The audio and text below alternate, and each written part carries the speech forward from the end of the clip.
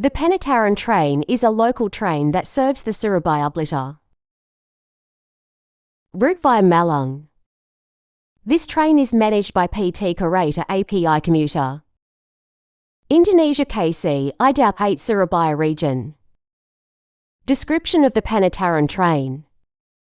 This train began operating on January 14, 1971. This train is the predecessor of the Pukul Blitar train. This train has a track width of 1,067 mm and is capable of travelling at speeds of 60 to 70 km/h. This train serves AC economy class. This train has a C carriages with seats facing 2 to 2. This train also has a special food carriage for passengers.